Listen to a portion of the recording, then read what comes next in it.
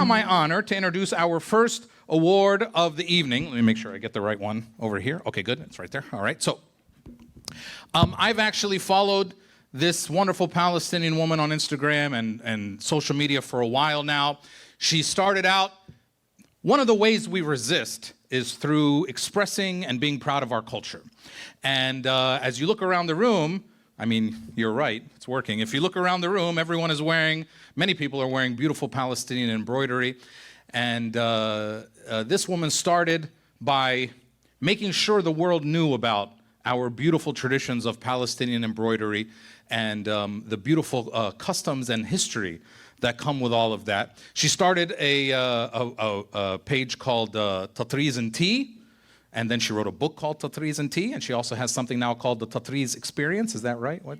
Institute, sorry, Tatreez Institute. And we are very happy to have her here with us today. Please help me welcome to accept our Heritage Award, Wafa Ghnaim.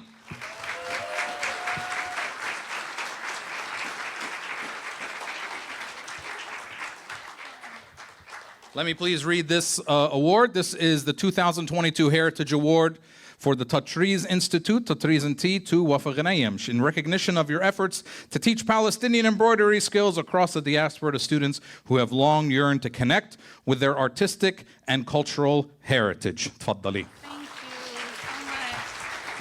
Thank you. I'm probably the tallest Palestinian woman you're going to meet as well. Thank you so much for this award. So as you were just hearing, I teach about Palestinian textile traditions, our arts, our culture. I teach about how the Palestinian people are resilient people who, even against all odds, under occupation in the first Intifada and in various contexts, are stitching and are coming together to produce and create and to live and to produce art. And instead of, I think the best way to start this sort of speech, because I could lecture you about the history of Palestinian embroidery all day, as I do at the museum, but I always think back to the quote by Edward Said that's, "Exile is a series of portraits without names, without contexts." And I look at embroidery, I look at our thobs, the traditional Palestinian dress, when I'm at the museum, when I'm studying, when I'm doing my research, and I see them as portraits without names.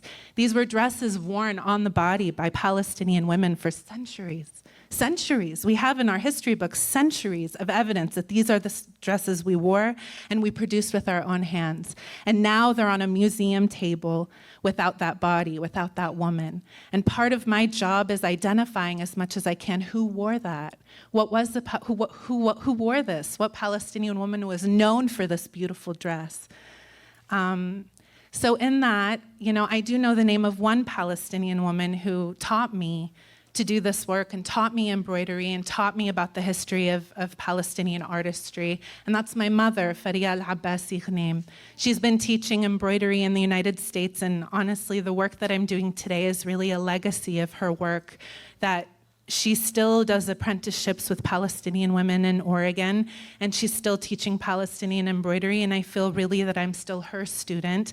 I have hundreds now, almost thousands of students through the pandemic I teach, but I'm always Mama's student, really, ultimately, and really, we study together, all of us. So thank you so much for this opportunity. And then just kind of a final note, because I can't stop talking, and I'm a lecturer for a living. They say that money makes the world go round, but art makes you stop and look. And I think with our embroidery, our tatreez, our traditions, when we wear them, people stop and they look. And we stop and we look. And we see each other, and we see each other as Palestinians. We see our culture, we see our family, we see our mother, our grandmother, our ancestry.